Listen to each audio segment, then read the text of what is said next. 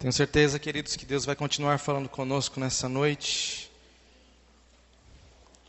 como Ele já tem feito. Eu convido você a abrir a sua Bíblia no livro de Lucas, no capítulo 16. Nós vamos ler alguns versículos.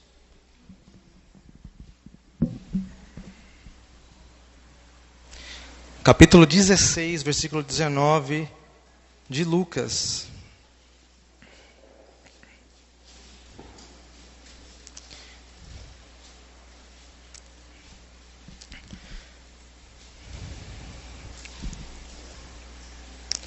Lucas capítulo 16,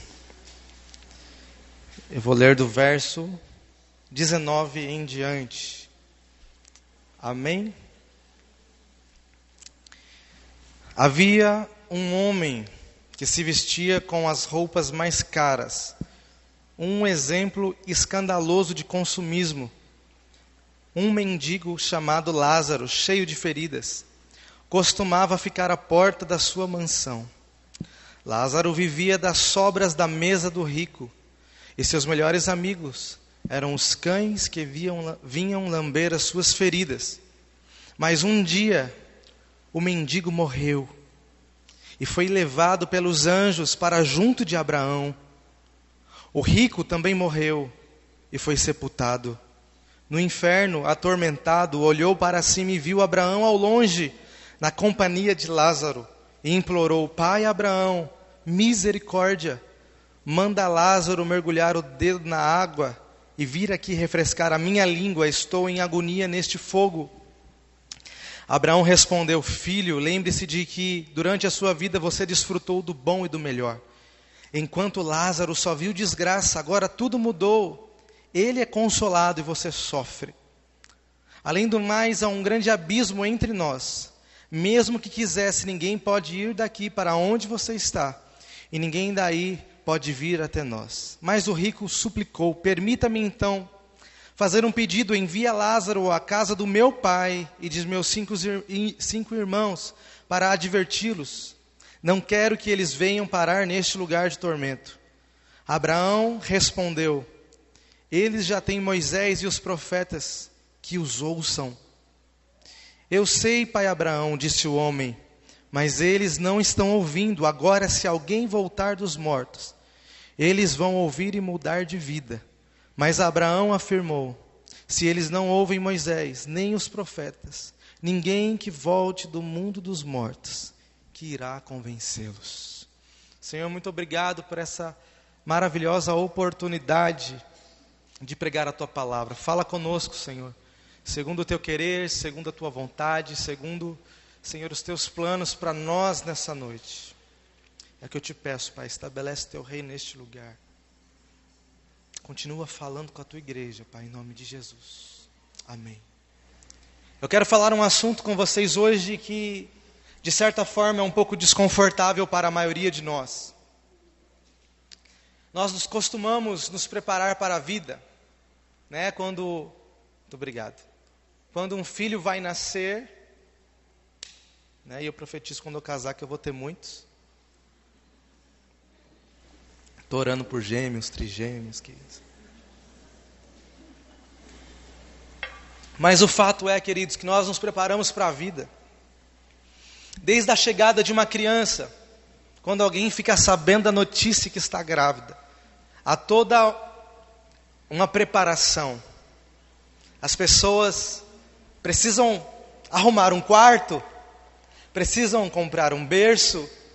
Oh meu Deus, essa criança vai nascer e ela não pode estar desprevenida de roupas.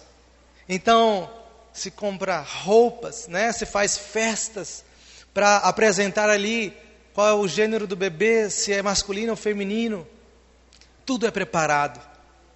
Pais e mães muitas vezes abortam sonhos para receber uma nova criança. Sim ou não? Existe uma preparação para a vida. Quando chega, geralmente em uma família normal, tem um canto preparado para essa criança. Tem uma festa quando ela chega. E isso é maravilhoso, porque nós precisamos nos preparar para a vida. E depois a vida segue, né? Nós somos obrigados a ir para a escola.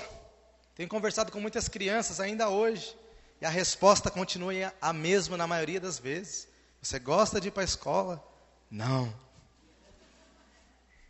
Tenho certeza que muitos tiveram essa resposta aqui quando criança, mas hoje percebe que devia ter estudado mais, não é, irmãos? Porque o estudo é bom. Mas por que nós estudamos? Por que nós temos que, quase que obrigados, né? Muitos pais ameaçam os seus filhos. Se você não for para a escola, se você não tirar uma nota melhor do que 9,5, nós vamos te expulsar de casa. A ameaça da minha mãe era pior. Quando ela queria assim me moldar, ela dizia assim: eu vou te internar num colégio interno. Eu pensava, meu Deus, uma escola que é para sempre. Uma escola que eu não vou voltar para casa, que coisa terrível. O que é isso? É preparação para a vida. Nós nos preparamos para o nosso futuro. Hoje existe uma discussão em torno da nossa aposentadoria, da Previdência Social, da reforma da Previdência, que nada mais é do que a forma escolhida pela maioria das pessoas para se preparar para o futuro. E a gente se prepara, a gente investe dinheiro, a gente vende, a gente compra, a gente faz curso, a gente trabalha, tudo em uma preparação para a vida. E isso é bom. A vida é feita de ciclos. E se você quer alcançar algumas coisas, você precisa se preparar para elas. Planejamento, queridos, é excelente em tudo. Se você se planejar, você vai alcançar as coisas antes do tempo do que sem planejamento. Uma coisa melhor é ainda pagando menos. Planejamento é algo maravilhoso e a sua vida deve ser planejada. Tenho certeza que Deus não gosta que você viva de maneira dispersa, né? Sem planejamento, sem sonho, sem meta, sem objetivo, sem preparação. Tudo que você vai fazer, você precisa se planejar e se preparar. Jesus, ele passa 30 anos da sua vida se preparando, se planejando para o seu ministério. E ainda antes de começar, ele vai para o deserto e fica ainda em um tempo de preparação. A questão, queridos, que nós queremos trazer nessa noite será que da mesma forma que nós nos preparamos para a nossa vida, nós nos preparamos para a nossa morte? Será? Eu queria que você olhasse para esse irmão do seu lado, e eu sempre falo, irmão, fica tranquilo que é só 3 vezes que eu vou fazer isso, até o final dessa mensagem. Mas eu queria que você falasse uma frase para ela, assim. A frase é o seguinte: você está preparado para morrer hoje?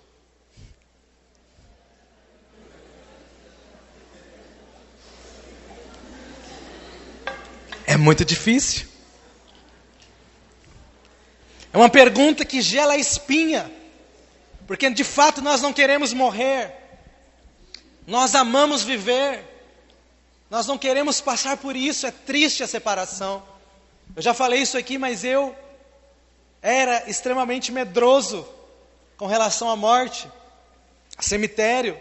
E minha avó morava no caminho do cemitério da saudade. E quando o carro passava de frente para o cemitério, eu tinha que me agachar no carro, porque se eu olhasse para aqueles muros brancos, eu não ia conseguir dormir à noite. A minha mãe não, ela falou que já brincava de esconde-esconde dentro do cemitério quando ela era adolescente. Corajosa, eu não era assim. Acho que ainda não sou. Mas o fato, queridos, é que nós não nos preparamos para morrer. E isso é um erro. Porque nós vamos ver nessa noite, nessa mensagem, que esse é um destino certo. A única forma de você não conhecer a morte não depende de você. Talvez dependa um pouco.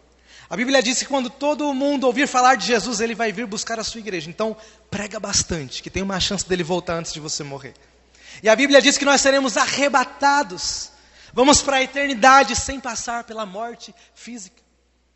Mas caso contrário, queridos, todos nós temos esse mesmo destino. E essa parábola que nós lemos nessa noite, ela fala muito propriamente desse tema. E eu quero, através deste texto, pregar essa mensagem.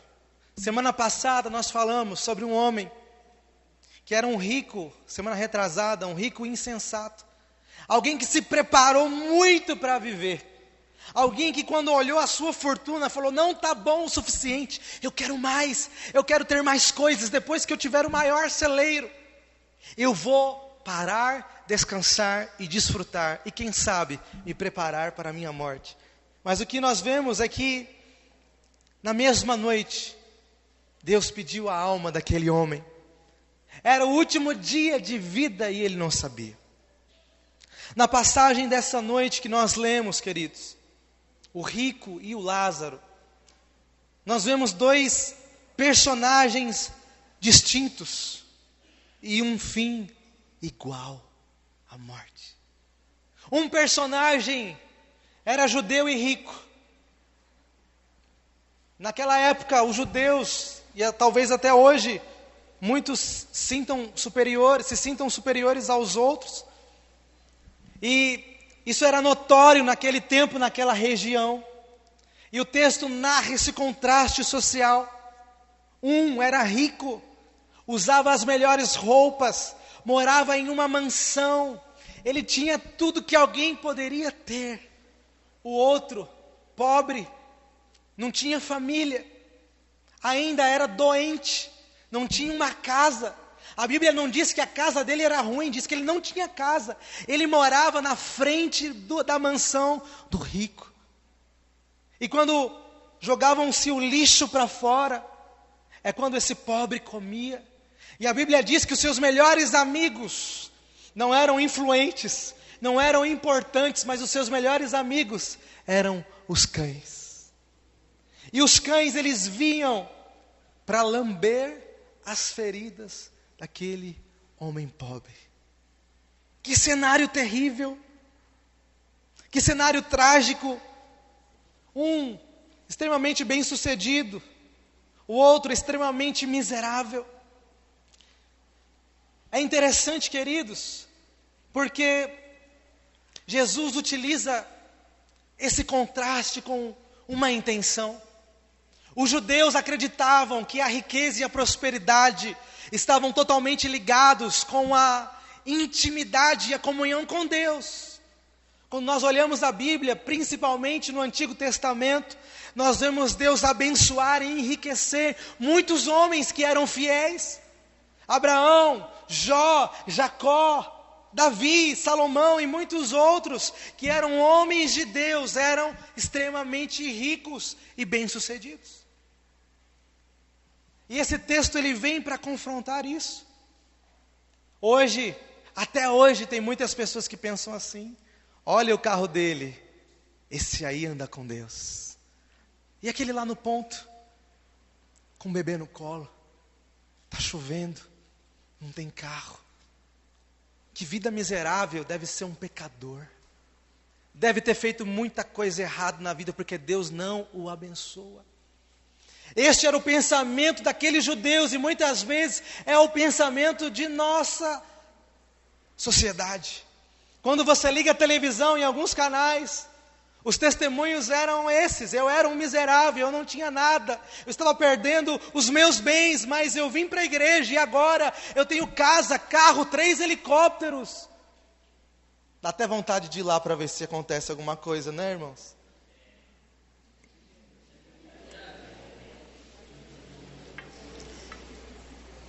A questão que é maravilhosa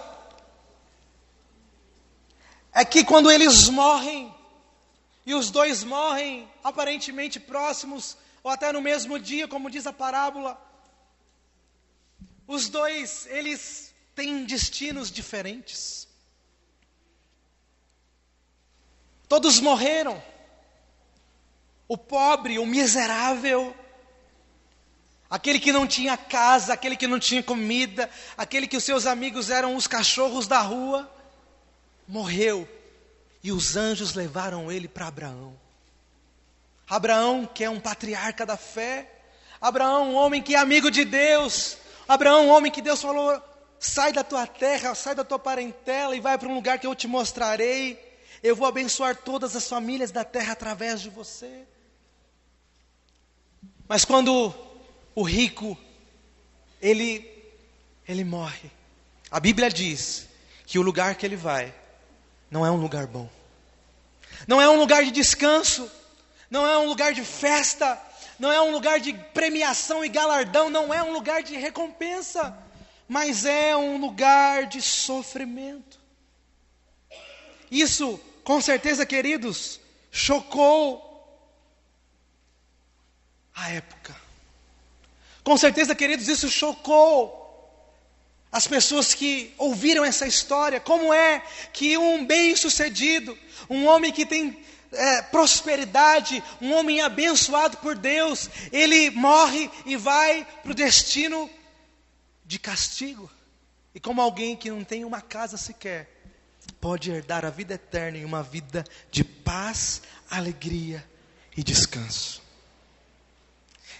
É importante nós entendermos, queridos, porque você ouviu essa mensagem aí, aleluia. Olhei minha conta bancária hoje no aplicativo, não tem nada, eu sou esse pobre.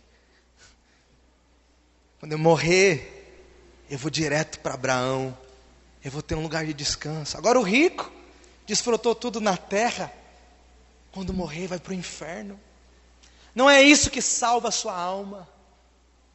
Com certeza esse homem rico, ele amava o dinheiro acima de qualquer coisa, até porque Jesus, no contexto dessa parábola, ele disse algo assim, dificilmente um rico entrará no reino dos céus. Isso está em Mateus 19, 23.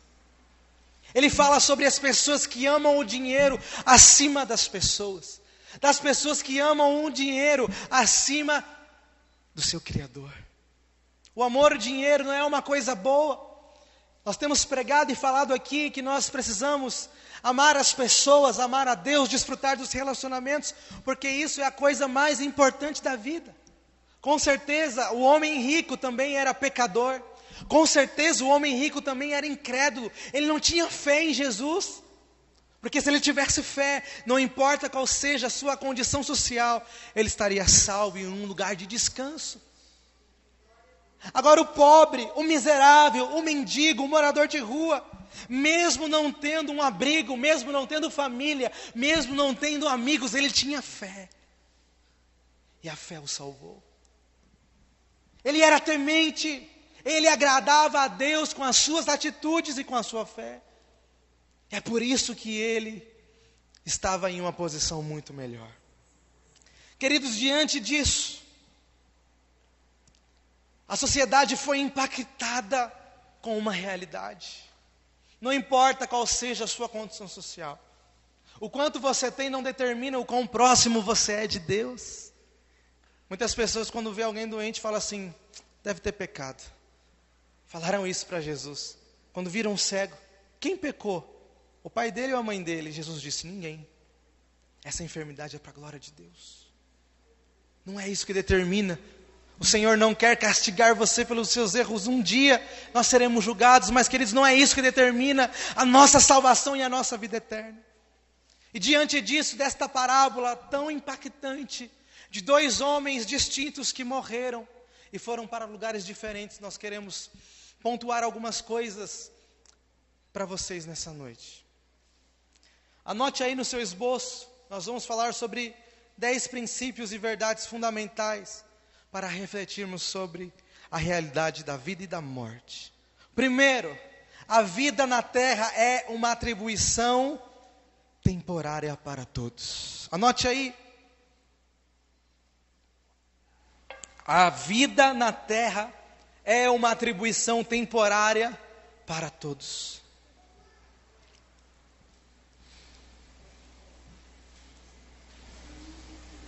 A vida na terra é uma atribuição temporária para todos. A vida não é para sempre. É duro ouvir isso, não é? É difícil ouvir isso, mas nós vemos todo dia carros da funerária passando. Nós vemos todos os dias, e esse ano em especial, não me recordo de passar por um ano com tantas tragédias. Tantas pessoas morrendo, pessoas ricas, pessoas pobres, pessoas saudáveis, pessoas doentes. A morte, queridos, é uma realidade, e a vida na terra é uma atribuição temporária para todos. Duas pessoas extremamente diferentes, porém, duas pessoas que tiveram a sua vida interrompida. Porque a vida aqui nesse lugar, a vida aqui nesse planeta, ela não vai durar para sempre. Você pode ser bom, você pode ser talentoso, você pode ser alguém incrível. Mesmo assim, a vida não vai durar para sempre. Quantas pessoas nós queríamos que vivessem para sempre? Quantas pessoas que eram tão boas, que se tornaram nossos heróis. Eu me lembro de um, no ano de 1994, estava indo para a escola bíblica dominical, quando fiquei sabendo que o melhor piloto do mundo, chamado Ayrton Senna, tinha sofrido um acidente. Na minha cabeça, aquilo era impossível, porque ele, como que o melhor piloto ia bater o carro? Ele era tão bom, ele era amado por todos, mas mesmo assim, a vida foi breve para ele. Outros ainda vivem muito, mas um dia a vida acaba. Quando nós entendemos isso, queridos, nós precisamos viver de forma diferente. Quando nós entendemos que a vida é breve, isso reflete em como nós vivemos esse tempo que é tão breve e tão precioso. Eu tenho certeza que se eu perguntar aqui para muitas pessoas que já são mais experientes, você se lembra da sua juventude? Tenho certeza que vão falar assim: nossa, mas passou tão rápido. A vida é temporária e ela passa muito rápido. Você já teve a impressão que os anos estão passando cada vez mais rápidos? Parece que os minutos eles têm menos duração. Parece que os dias são mais curtos. E a vida vai passando muito rapidamente. A vida é breve. Não importa se você é bom, se você é mau. Não importa se você é rico, se você é pobre. Não importa. A vida é temporária. As pessoas tentam de tudo. Há muitos filmes que falam sobre a fórmula da juventude. Há muitos experimentos de pessoas que querem ser congeladas, vivas, doentes, para que num futuro, quando encontrarem a cura para elas, elas sejam descongeladas. Há pessoas já querendo ir morar em outro planeta para ver se lá eles vão durar para sempre. Mas que eles não adianta. Não cai uma folha da árvore se Deus não deixar. Não cai um fio de cabelo, Deus está no controle de tudo, inclusive de quantos dias você vai viver. A gente não vive muito. Eu me lembro que no começo da Bíblia nós vemos irmãos vivendo muito, 900 anos. E mais do que isso. Porém, Deus viu que viver muito não era bom, porque quando as pessoas não tinham muito o que fazer, elas começavam a se desviar do caminho. Um exemplo disso foi Noé. Um homem incrível que construiu uma arca, que foi responsável pela manutenção da vida na terra. O último verso da Bíblia que fala sobre ele é o momento onde ele fica embriagado, onde tem uma briga familiar. E a Bíblia diz que Deus ele vai diminuindo os anos de vida do homem na terra. Até Salmo 90, verso 10, 11 e 12 fala sobre a brevidade da vida e diz assim: olha, a vida do homem é uns 70 anos. Os que passam disso, chegam a 80 ou mais, passam porque são fortes, são robustos, mas estes já estão cansados e fracos. A Bíblia em Eclesiastes, capítulo 12, diz assim: lembra do teu Criador enquanto você ainda é jovem. Lembra do seu Criador enquanto existe alegria e prazer na vida, porque um dia os seus dentes vão cair, as suas pernas vão tremer, você não vai enxergar direito, você não vai ter mais prazer na vida. Lembra do teu Criador antes que esse dia chegue. E esse dia muitas vezes chega, mas muitas vezes não chega. Não sei se você já visitou um cemitério e começou a olhar as datas de nascimento. Você tem pessoas que nasceram esse ano, que já morreram. Você tem pessoas que nasceram quase no início do século passado e que viveram muitos, mas não tem idade. O fato é, queridos, que a vida é breve, e também ela será breve para você. Se você chegar aos 80, aos 90, tenho certeza que você não vai correr uma maratona com essa idade. Aí você pode dizer assim para mim, mas a medicina está muito avançada, e eu vou viver muito. Glória a Deus que você viva. Eu também quero viver muito. Eu conheço pessoas que falam assim, eu não quero ficar velho, eu quero morrer cedo. Não quero passar por dias difíceis, não quero ficar doente. É um pensamento, mas você não pode tirar a sua própria vida, só Deus sabe quantos anos você vai viver, querido. A questão é que nós não vivemos para sempre nessa vida. E dentro disso, dessa questão, nós chegamos à conclusão, no ponto 2, que você pode anotar aí no seu esboço, é que a morte é uma realidade para todos. A morte é uma realidade para todos, disse Jesus. E estes irão para o castigo eterno, mas os justos para a vida eterna. Nós vamos morrer, queridos. Eu queria que você olhasse para o seu irmão do seu lado e dissesse mais uma coisa que ele não vai gostar. Diz assim para ele, você vai morrer. Um dia.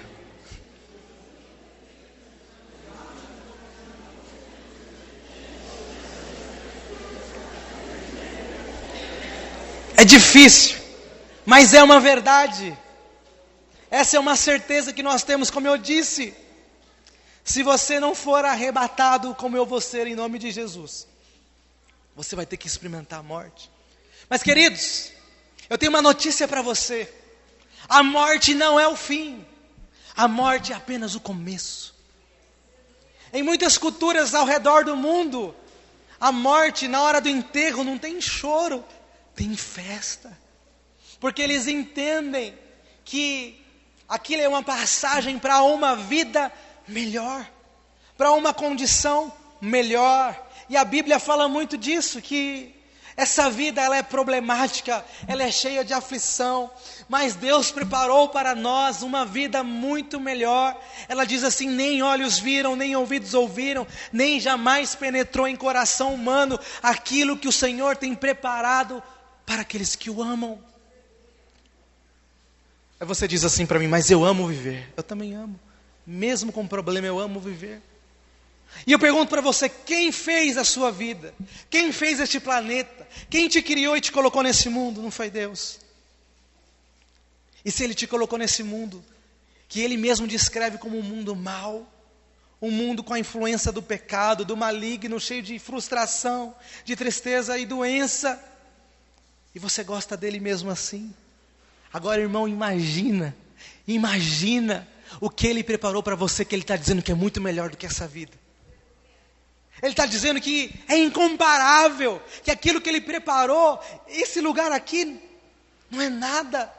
As alegrias daqui não se comparam com as alegrias de lá. É isso que a Bíblia diz. Que os sofrimentos também deste mundo não se comparam com a glória que o Senhor está reservando para nós. Aí você diz para mim assim, mas eu não sei como é a eternidade. Queridos, eu tenho algo muito claro no meu coração. A Bíblia diz assim, nem olhos viram, nem ouvidos ouviram, nem jamais penetrou em coração humano aquilo que o Senhor tem preparado para nós. Sabe o que quer dizer? Que mesmo que você imagine, mesmo que você leia o livro de Apocalipse, meu irmão, a sua imaginação não vai contemplar a grandeza que é o céu. É muito além do que você pensa. Ninguém nunca conseguiu imaginar, ninguém nunca conseguiu pensar com exatidão, ninguém nunca recebeu no seu coração uma revelação que se aproxima da maravilhosa eternidade com o Pai. Lá vai ser muito incrível. Lá vai ser melhor do que você imagina. Lá vai ser melhor do que qualquer viagem que você tenha feito. Amém? Você crê nisso? Anote aí. Terceiro lugar, é o que eu estava falando. A eternidade é uma certeza para todos. Se a morte é uma certeza, queridos, a eternidade também. A questão é, se a eternidade é uma certeza para todos, onde você quer passar a sua eternidade? Existem duas situações para você. Existem duas opções para você. Eu queria dizer para você uma coisa muito clara. Você não pode fugir da morte. Ainda que você viva bem. Quantas pessoas saudáveis já morreram de infarto? Você conhece alguém que teve um mal súbito do nada? Você não vai conseguir fugir da morte. E também você não vai conseguir fugir da eternidade. Não vai dar para fugir. Ah, meu Deus, eu morri. E agora a vida eterna. Você não vai conseguir fugir dela. E diante disso você tem duas opções. A opção que Deus quer que você siga, que é a salvação e viver uma vida de recompensa ao lado de Deus. Ou o inferno. Hoje é uma palavra que é pouco falada nas igrejas, né? Porque espanta as pessoas. Ah, eu vou naquela igreja só fala de inferno, misericórdia. Mas o inferno é real. O inferno existe. E o inferno é o destino das pessoas que desprezam Deus na sua vida. As pessoas que não obedecem a sua palavra. As pessoas que não levam uma vida de acordo com o padrão de Deus. Meu irmão, se a eternidade é uma certeza para todos, que lugar você quer passar a eternidade? A vida, para muitos, pode parecer que demora muito para passar 70 anos. Mas uma eternidade é muito maior que 70 anos. Uma eternidade nunca acaba. Como eu comecei falando nessa mensagem, será que você está preparado para morrer? Será que se você partisse hoje, meu irmão, minha irmã, em qual realidade de vida eterna você estaria próximo? A realidade da vida eterna com Deus, a uma vida de recompensa de todo o sofrimento que você passou. Ou a vida eterna, longe de Deus, uma vida de sofrimento. Anote aí no seu esboço. O sofrimento é uma realidade eterna para quem partir sem Deus.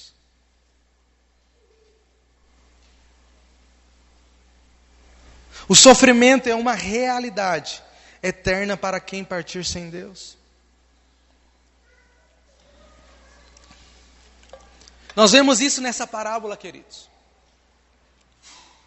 Porque aquele homem rico que morreu, ele consegue enxergar lá o pobre Lázaro em um lugar muito melhor que o dele. E quando ele constata esse sofrimento, ele pede ajuda. No versículo 24 está escrito assim: então chamou pai Abraão, tem misericórdia de mim, e manda que Lázaro molhe a ponta do dedo na água e refresque a minha língua, porque eu estou sofrendo muito nesse fogo. Nós vemos uma descrição de alguém que morreu e está sofrendo na eternidade. Meu irmão, se você partir dessa vida sem Deus, sem fé, se você viver uma vida para fazer mal às pessoas, você será condenado. E infelizmente, o sofrimento é uma realidade para quem parte sem Deus, para quem não tem fé, porque a salvação é pela graça, mediante a fé, para que ninguém se glorie. Deus resolveu nos salvar de graça, mas o passaporte para a salvação é a fé em Jesus. Não fé que Ele vai abrir uma porta de emprego, não fé que Ele vai te dar um carro novo, mas fé que Ele venceu a morte e Ele vai te buscar para morar com Ele. É essa fé que nos transporta dessa vida difícil para uma vida eterna e de recompensas. Vai ser difícil para você. Anote aí no seu esboço. Quinto lugar, eu estou acabando, você pode dar uma glória a Deus por isso.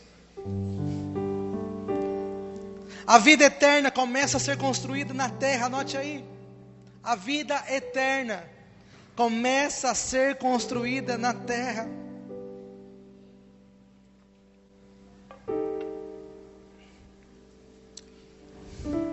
No versículo 25, Abraão respondeu para aquele homem rico: Filho, lembre-se de que durante a sua vida, você recebeu coisas boas, enquanto que Lázaro recebeu coisas más. Agora, porém, ele está sendo consolado aqui, e você está em sofrimento. Não adianta depois, não vai ter jeito. Sabe quando você conquista o seu passaporte para a vida eterna? É hoje, é enquanto você está vivo. Não é depois, como acreditavam na Idade Média, que você podia pagar um valor para que alguém fosse salvo, uma indulgência. Se fosse assim, seria fácil, né?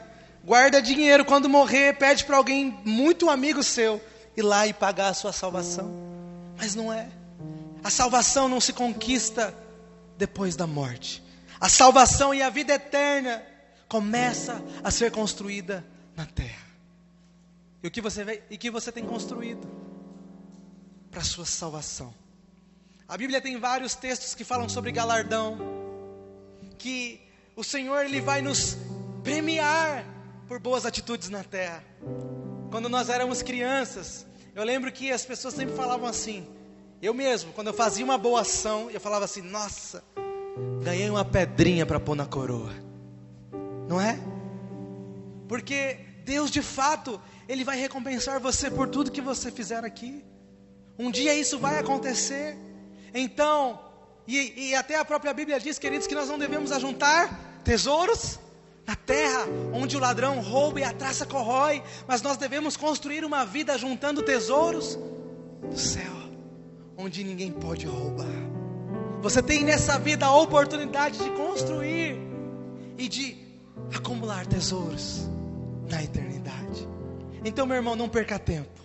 Quando você entende que a eternidade é real, você não vive para as coisas desse mundo como era o homem rico, mas você vive para encontrar com o Senhor. Você vive para conquistar a sua vida eterna, porque como nós já falamos, isso vai passar.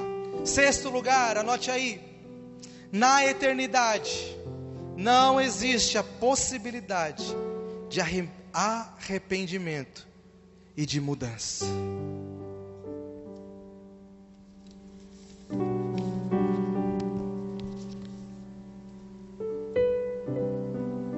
Meu irmão, depois não vai dar.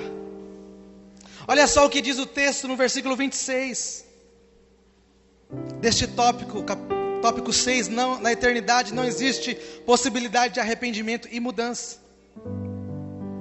Verso 26 diz assim: e além disso, entre vocês e nós há um grande abismo, de forma que os que desejam passar do nosso lado para o seu, ou do seu lado para o nosso, não conseguem. Hebreus 9, 27 e 28 diz assim: da mesma forma como o homem está destinado a morrer uma só vez, e depois disso enfrentar o juízo, assim também Cristo foi oferecido em sacrifício uma única vez, para tirar os pecados de muitos, e aparecerá a segunda vez, não para tirar o pecado, mas para trazer salvação aos que o aguardam. Na eternidade não dá para mudar de lado. Ai, não gostei do inferno, vou comprar uma passagem e vou para o céu. Não gostei do céu, quero ver o outro lado. O texto é claro. O rico ele pede: tem misericórdia, me salva, me ajuda, eu quero sair daqui. Ele recebe a resposta: há um grande abismo, ninguém pode ir de um mundo para outro. Depois que você está lá, não há possibilidade de arrependimento e mudança. Se você precisa mudar a sua vida, mude hoje. Se você precisa se arrepender de algo, se arrependa hoje. Sabe o que é arrependimento? Não é dizer: ai meu Deus, eu fiz uma coisa errada, me perdoe, e continuar fazendo. Arrependimento é mudar de vida. Arrependimento é deixar de fazer. Arrependimento é de verdade ser diferente. Queridos, na eternidade, depois que morrermos, não vai ter possibilidade de mudança. É hoje que você tem que fazer. É hoje que você tem que mudar. Você tem uma oportunidade linda hoje de mudança de vida. Então, em nome de Jesus, se você precisa mudar, a mudança é hoje. Amém. Aleluia. Sétimo lugar, Anote aí no seu esboço: a salvação é pessoal e não coletiva.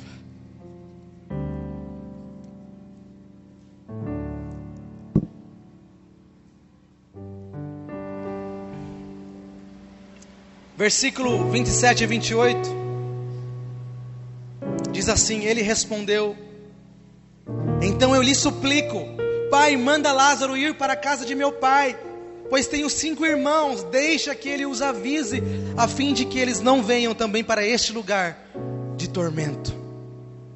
Quando o homem rico, ele entendeu que a salvação ele não teria mais, ele pensou na família dele. Poxa, eu tenho um pai, eu tenho uma família, eu tenho 5 irmãos.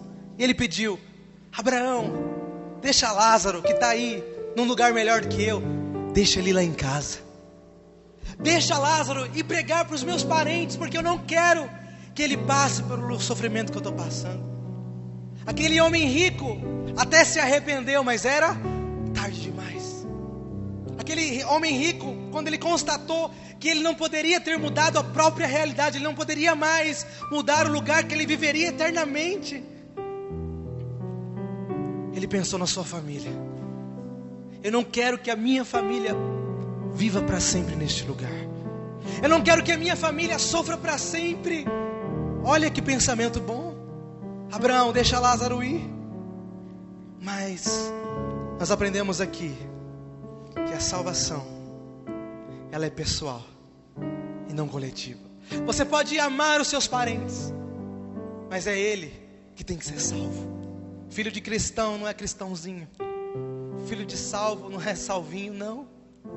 Não é. Cada um precisa ter a sua fé própria. Eu sou de uma família do manto, do reteté, sacerdotal. Não adianta nada.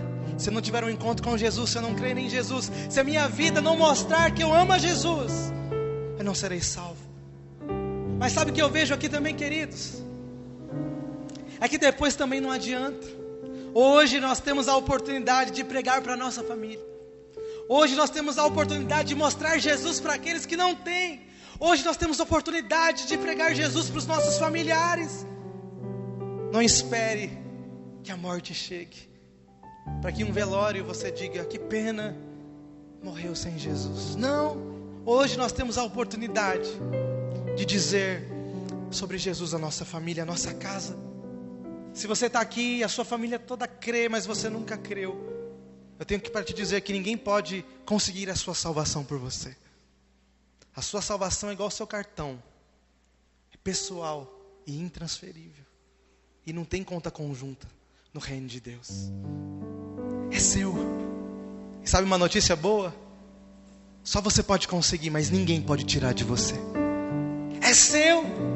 Quando você conquista, ninguém pode tirar a salvação de você. 8º, anote aí no esboço. A palavra de Deus é o meio de revelar a salvação ao mundo. A palavra de Deus é o meio de revelar a salvação ao mundo.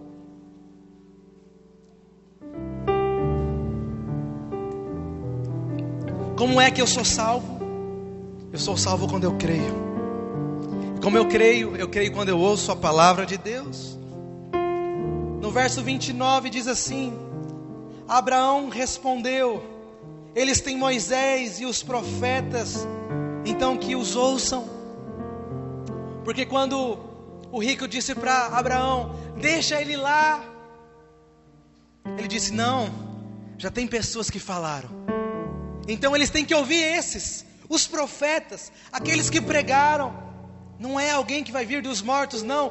Eles têm que ouvir a mensagem que está sendo pregada.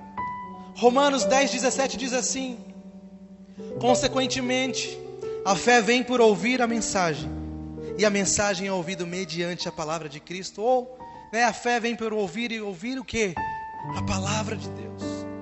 A palavra de Deus é o meio de revelar a salvação ao mundo. E a Bíblia diz, queridos, que nós devemos falar da palavra a tempo e fora de tempo.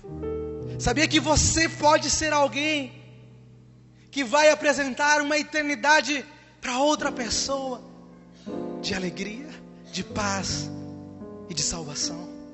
Você pode levar Jesus às pessoas quando você apresentar a palavra do Senhor a elas.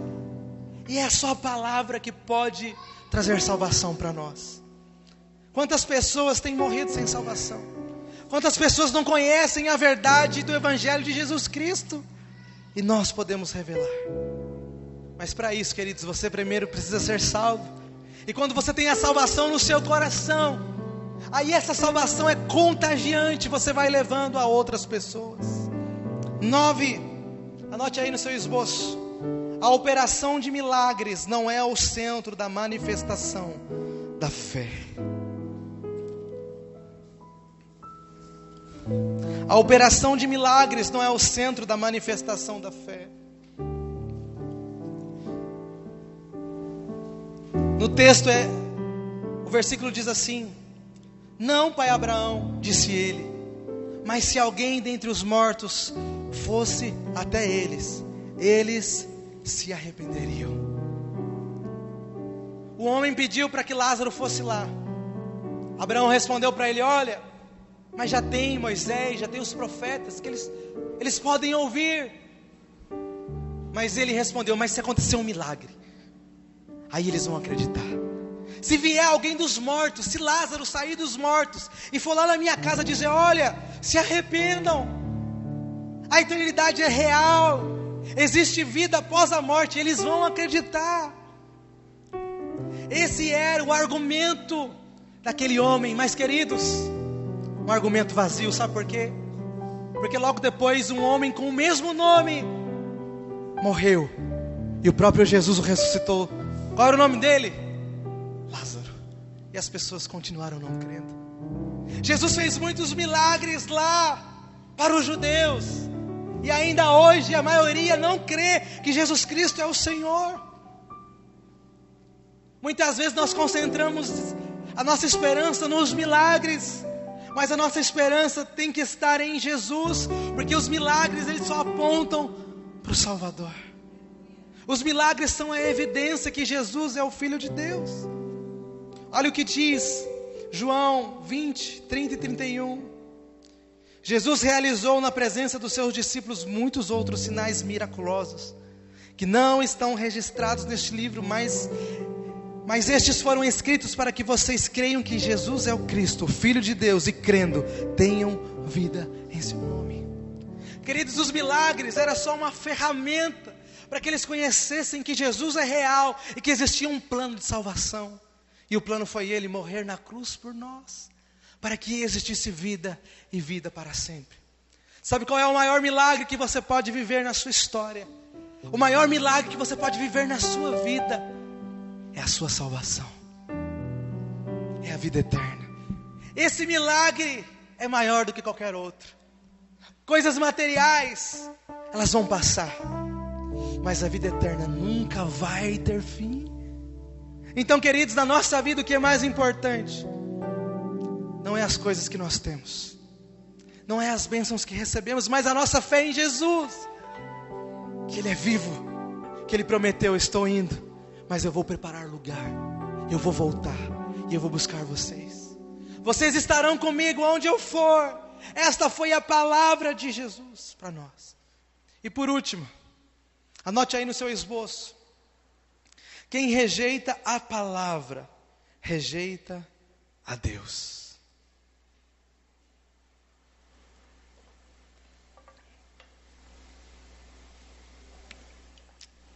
Quem rejeita a palavra, rejeita a Deus. O verso 31 diz assim: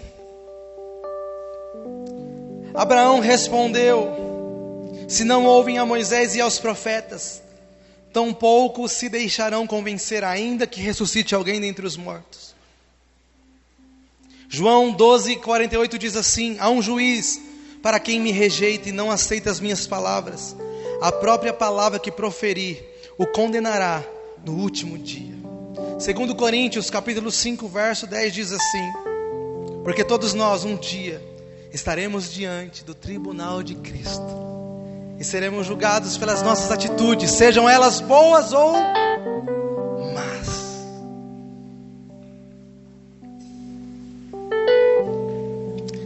Se não ouvem a Moisés e aos profetas, tampouco se deixarão convencer, ainda que ressuscite alguém dentre os mortos. E eu pergunto para você, meu irmão,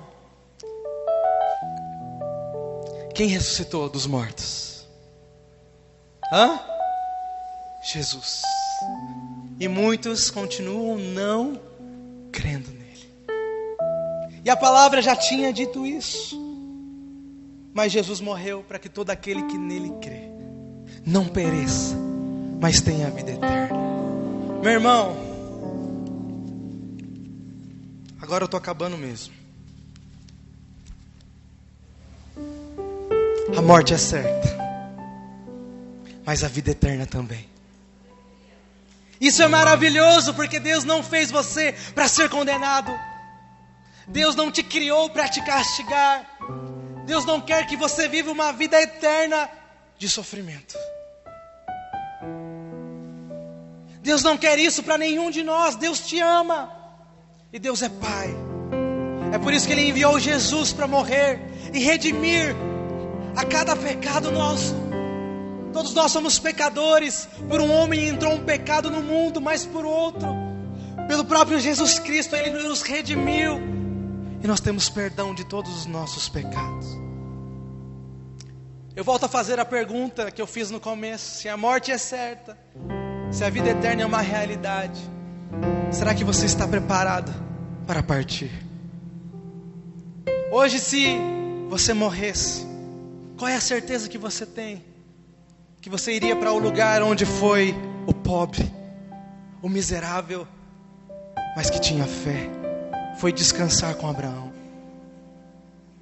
Ou você tem a certeza que se você morrer hoje, você vai para um lugar de sofrimento. Eu não sei se você tem medo de morrer. Eu não sei se você tem muita dúvida acerca da salvação, mas nessa noite existe uma oportunidade. Existe uma oportunidade maravilhosa dada por Deus para que você possa tomar uma decisão. Porque fé é certeza. Hebreus 11 diz que fé é a certeza das coisas que não se veem, e a convicção das coisas que se esperam, e a convicção dos fatos que não se veem. Ou você tem fé ou você não tem fé. Não dá para ter meia fé. Fé é a convicção das coisas que se esperam, e nós esperamos a volta de Jesus. Fé é a convicção dos fatos que não se veem. O paraíso, a eternidade, a vida eterna nós não vemos, mas nós temos convicção. Isso é fé. Sem fé é impossível agradar a Deus. E aquele que tem fé precisa crer que Ele existe e que Ele é galardoador daqueles que o buscam. Ou seja, você precisa acreditar que o céu é real e que Deus Ele quer te recompensar por todo o sofrimento que você viveu nessa terra. A Bíblia diz: bem-aventurados os que choram, porque eles serão consolados. Esta é a vida que o Senhor quer para cada um de nós. Uma vida de consolo, uma vida plena. Lá não vai ter choro, lá não vai ter tristeza, lá não vai ter pranto. Mas para ter o passaporte você precisa escolher, você precisa crer, e você precisa entregar a sua vida para Jesus. Depois que morrer, não há tempo para mudança, não há tempo para arrependimento. Mas hoje existe uma oportunidade para você. Diante dessa palavra eu queria fazer um convite. Eu queria que a igreja fechasse os olhos. Uma palavra tão forte, uma palavra tão direta, que fala sobre o nosso futuro, a nossa eternidade com o Pai. Eu queria fazer um convite nessa noite. Não importa qual seja a sua classe social, não importa o que você tem ou o que você deixa de ter, mas queridos, você vai morrer e você precisa da salvação, e a salvação só vem através da fé em Jesus Cristo. Se você está aqui nessa noite e você nunca entregou a sua vida a Jesus, você nunca aceitou Ele como seu Senhor e Salvador, ou você já andou com Jesus, mas você parou de andar com Ele.